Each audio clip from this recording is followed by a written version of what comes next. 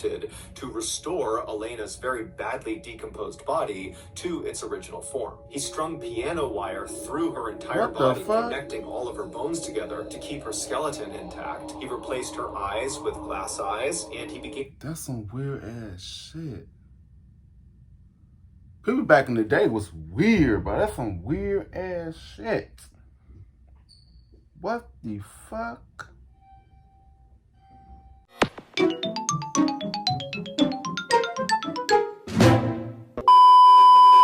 Yo, what's good? What's going on, YouTube? It's your boy Corner City. I'm back with another motherfucking reaction video. You know what I'm saying? Today's one, I'm going to be reacting to Mr. Ballen. Their girl coming back to life. You know what I'm saying? Shout out to the person that's hoping to react to this. Shout out to you. Shout out to you. Shout out to you. You know what I'm saying? Also, if you give a thumbs up, don't give a thumbs down. I don't know why. I really don't care. It's just for two. You know what I'm saying? Yeah, keep on coming with these Mr. Ballen's videos. You know what I'm saying? Cause I really love his how he tells stories and shit. Like, I don't get bored with his videos. I always watch Mr. Ballen's videos. Like, he good at storytelling, and I really love his videos. I really do. And keep on coming. You know what I'm saying? I love him. If you guys want me to react to any more Mr. Ballen videos, that's dropping down in the comment section below. You know what I'm saying? But yeah, man, like to give a thumbs up, don't give a thumbs down. Kind of why? We don't care, just you too. You know what I'm saying? If you do like this video, or wait, oh, that was just on my other phone. But yeah, without further ado, let's get straight into this video. Let's get it. Little screen, let's go. Today's story is the definition of creepy. It starts somewhat normally, but then slowly spirals into absolute insanity. It is definitely one you will remember. But before we get into today's story, if you're a fan of the strange, dark, and mysterious delivered in story format, then you come to the right place, because that's all we do, and we upload once or twice every week. So if that's of interest to you, please go into the like button's fridge and dump out their 2 liter of Coke. You know what I'm saying? Refill the bottle with flat root beer. Also, please subscribe to our channel and turn on all notifications so you don't miss any of our weekly uploads. Before we get into today's story, I want to talk to you about today's sponsor, HelloFresh. The primary reason my diet periodically turns into diet Cheeto smoothies and deep fried licorice popsicles is because I get lazy. It's like, do I want to make another horrible trip to the grocery store? Or do I want to suck down another Sour Patch Kid covered in ice cream? Obviously, I'm taking the latter. I've been trying to eat healthy. I discovered a way to eat healthier without the dreaded trip to the grocery store. And that's with HelloFresh. HelloFresh sends you this neat little box full of meals, and they have tons of choices from fairly intricate to 20-minute quick and easy recipes. But the catch is, the meals aren't made yet. You need to make the meals, but that's good because it ensures freshness, and you can literally see that the ingredients are as healthy as they come. And before you tell me you're a bad chef, I'm a bad chef, and I can whip these things together no problem. All the ingredients arrive at your doorstep perfectly portioned out, and the recipes couldn't be easier to follow. So if you're finally ready to put down those chocolate-covered pickles, then you need to sign up for HelloFresh today. To do that, go to HelloFresh.com and use code MrBallen16 for up to 16 free meals and 3 surprise gifts. Okay, let's get into today's story. Let's get it.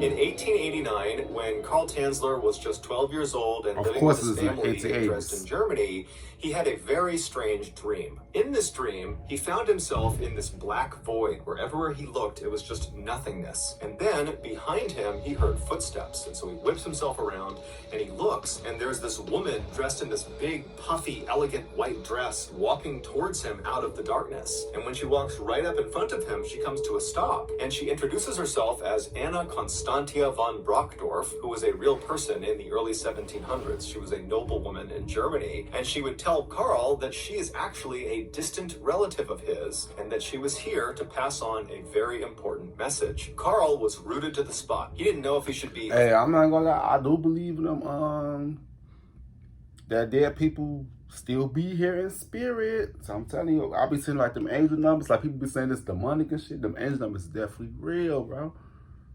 Them angel numbers is definitely real, bro.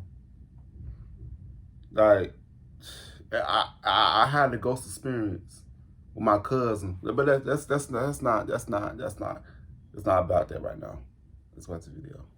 Of what she was going to say, or excited or nervous, but before he could decide, Anna had already turned and was pointing in the direction she had appeared out of. And so Carl turns and looks in the direction she was pointing, and out of this blackness, out of this void, came this woman's face. It was a face detached from a body. It almost looked like a floating picture of a woman's face. And as this face floated closer and closer to them, Carl was immediately struck by just how beautiful this woman was. Her hair was jet black like a raven's feathers, and her skin was white like porcelain. But there was something off about this woman, this floating face. She looked sad and kind of frail. And so as Carl found himself staring at this face, which was now right next to them, Anna spoke to him again, and she would tell Carl that this woman, the floating face, she's going to appear in your life later on, and it is your mission given by God to save her. She's going to be very ill, very sick, and you need to find a way to keep her alive. Wow. Then Carl, in real life, woke up, and immediately he was struck by just how visceral. Man, that's the man. That's very clairvoyant. Very clairvoyant. Like people, I was clairvoyant. Like telling people what they should do before it happens. I wish I could have that. I don't know. People do got superpowers, bro. I really feel like people got superpowers. People got superpowers. I might sound crazy and stupid to some of y'all, but we have powers, y'all. But we just need to tap into that. You know what I'm saying? For real, for real. Let's watch this video. Well, that dream had been. It really felt like that had just happened to him. But after a few moments, it seemed like, okay, that was just a dream. But unlike other visceral dreams he had in the past, this one did not gradually fade from his memory. Instead, over the course of that day, the memory specifically of the raven-haired woman's face really seemed to become more clear and more concrete in his mind, to the point where at the end of that day, he could easily remember exactly what she looked like. Over the following days and months and years, Carl periodically would have this same dream, this same vision of his distant relative Anna, who would come out of the void, and she would remind him to be on the lookout for this raven-haired woman when God sent her to him. But despite these constant reminders in his dreams, and Carl being ever vigilant to look for this raven-haired woman in real life, he never actually found her. He never met this woman he was supposed to save. Fast forward to 1926. Carl was 39 years old. By this point, he had gotten married, not to the raven-haired woman, but instead to a local woman in Dresden. And the pair had had 2 daughters together, and they lived a simple life. And,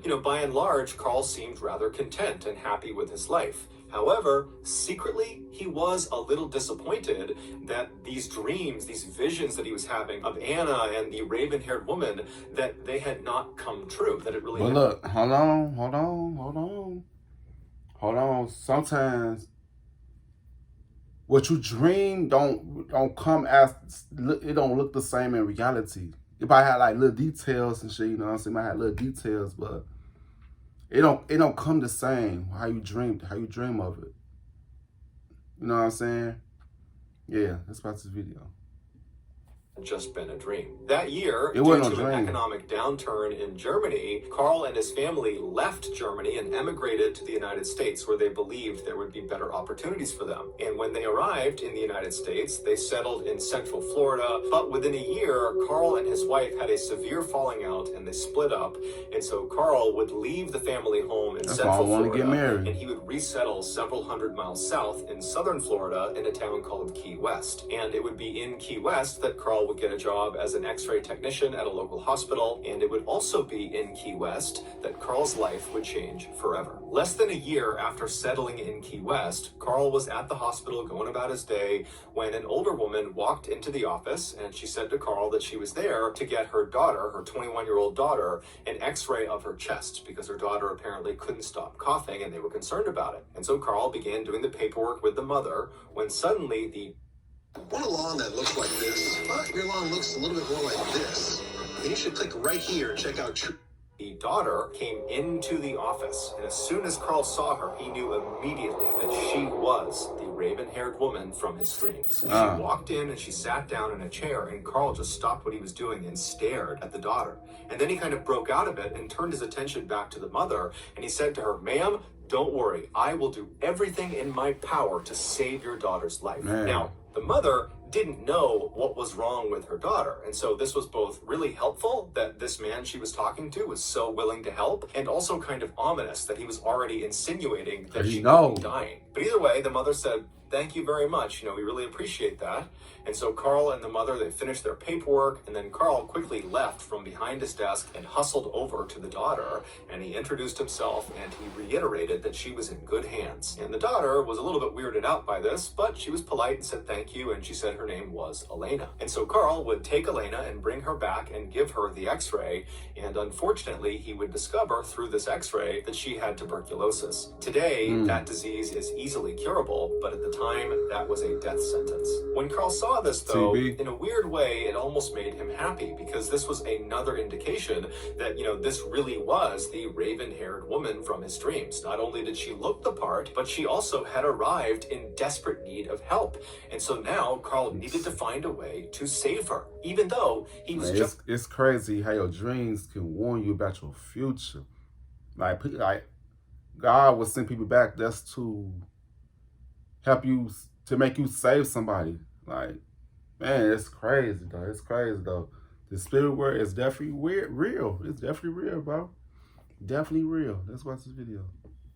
An x-ray technician. He was not a doctor, and so he had no clue how to begin to treat tuberculosis. But that didn't stop Carl. Over the next year, Carl would be in touch with Elena and her family on a near daily basis, updating them on all of the new techniques to fight tuberculosis that he was doing all this research on, and he would tell them about experimental procedures and drugs they could try, even sometimes paying out of pocket for them to go try them. He would also bring Elena into the office as often as he possibly could to x-ray her again and again and again to see if perhaps she was making good progress. But unfortunately, over the course of that year where he was doing everything he could, it just didn't work. The disease ravaged Elena's body, and on October 31st, 1931, so roughly a year after Carl had first met Elena, Elena would unfortunately pass away. Elena's family was devastated by this, but their grief didn't even compare to Carl's grief. It was like Carl had lost his life too. He couldn't believe he had failed his mission and let the raven-haired woman die. I would feel like that too. Like, I feel like I would feel like that. I failed my mission too. Like, damn, man, she's not supposed to die, man. It would put a toll on you. Like, I know how he felt. I know it. Like, he like, damn, I felt God's mission. I felt Elena, and I felt myself. Like, his whole world has crumbled. Damn, this shit crazy. Let's watch this video. Yeah, I feel like he brought her back to life. That's why it's called, the title of this video is called "The Dead Girl Came Back to Life." So she came back to life. That's the video. Time to bury Elena, Carl said, "Let me pay for the most elaborate gravesite we can possibly make. Let me set up a mausoleum for her." A mausoleum is an external building that sits in a cemetery that effectively serves as a kind of shrine to the deceased. And so her family, they understood that Carl had become very, very close with Elena, although they didn't fully understand the relationship, but they did understand she meant a lot to him, and so they agreed to let him do this. After Elena was buried inside of this small temple that Carl had built for her, Carl began spending virtually all of his time kneeling inside of it, crying and begging for Elena's forgiveness. Elena's family was well aware that Carl was doing this, and at first they kind of just let it happen, but after several months they began to tell Carl, you really need to let her go. You need to begin to move on. But Carl refused. In fact, over time, he only became more and more obsessed with Elena. Finally, after 7 years of Carl doing this, Elena's family decided, enough is enough. He really needs to stop making her loss all about him. It's not his loss, it's our loss. We're her family. And so they don't understand because they don't understand why he's reacting like that, because it was his mission to save her, and he feel like he failed her and him. You know what I'm saying? In God's mission. That's why that people don't understand, bro. That's why this video. Decided the only way to kind of get Carl to stop doing what he was doing is to demand he give the key back that gave him access into the small area inside of the mausoleum. So one night, Elena's sister, whose name was Florinda, decided to go over to Carl's house unannounced and confront him and get the key back from him. And so she hopped in her car and she drove over to his property. His house was kind of set back off the road behind some trees, and so you had to drive down this kind of winding driveway to get to it.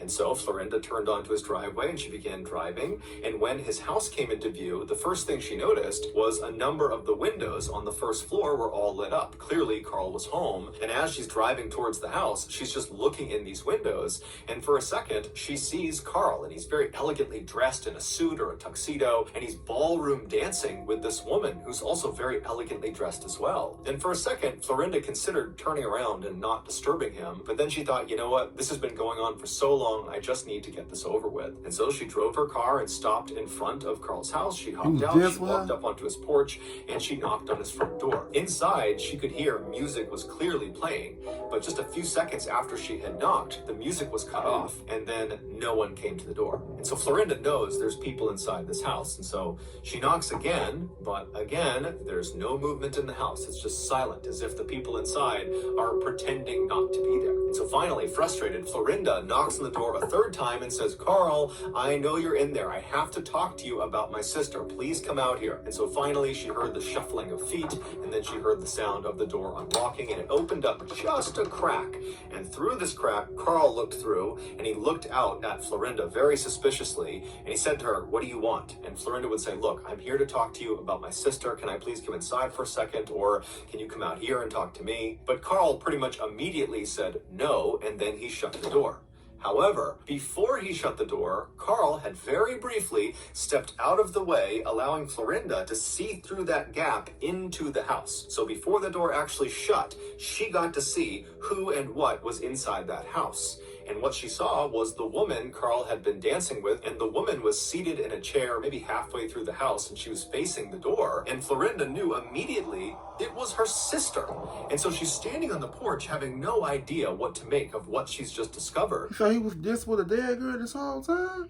I kind of figured that when they said he was dancing, it popped up in my head like he danced with the dead, he probably buried the sister from her grave and shit, started dancing with her. What the fuck? That's the video.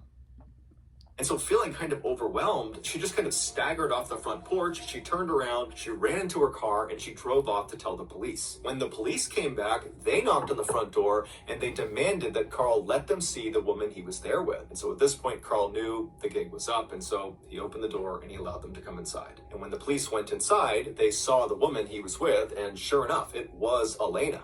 However, Elena was deceased and had been for 7 years. After her death, Carl said he was able to talk to her inside of her mausoleum. And so that was why he was going back there every single night, because he and Elena were spending time together. And then at some point in 1933, so 2 years after Elena has been dead, she came back to life. Carl would say she told him while he was visiting her mausoleum that she didn't like being in the mausoleum and that she wanted to come back with him and stay at his house. And so the following day, Carl had shown up with a child's wagon, and he pulled her out of her coffin, pulled her out of the mausoleum, put her corpse in this wagon, and wheeled her back to his house. He had continued to go to the mausoleum every night for the next 5 years just to keep up appearances, but Elena's body never went back inside of it. She would stay at his house, where he painstakingly attempted to restore Elena's very badly decomposed body to its original form. He strung piano wire through her entire body, connecting all of her bones together to keep her skeleton intact. He replaced her eyes with glass eyes, and he became... That's some weird ass shit. People back in the day was weird, but that's some weird ass shit. What the fuck? They be showing this shit like in movies and shit. I thought she actually came back to life and shit. What the fuck? What about this video? rubbing the special wax all over her skin. He also stuffed her insides full of rags in order to give her a full, natural look, and he constantly sprayed her with perfume to reduce the smell. Once she was, in his eyes, back to normal, he began spending as much time with her as he possibly could. He would change her outfits constantly, he would put on makeup, and he would give her new jewelry. He was just obsessed he would with her. talk to her about the ups and downs of life. He would laugh with her, he would cry with her, he would sleep with her. Carl would admit that ultimately his goal with keeping Elena in his home was to eventually still save her life. He believed if he could somehow get her body up into the stratosphere, that the radiation up there would bring her back to life. And if he could do that, he would be fulfilling his God-given mission to protect her. But Carl never got a chance to launch her into the stratosphere. Instead, he was charged with wantonly and maliciously destroying a grave and removing a body without authorization. However, these charges would be dropped and Carl would be set free. As for Elena, her body was returned to her family and they would bury her in Key West. So that's going to do it, guys. If you got something out of today's episode and you haven't done this already, please go into the like button's fridge and dump out their 2-liter of Coke and then refill the bottle with flat root beer. Also, please subscribe to our channel. Well, that shit is crazy. Like what?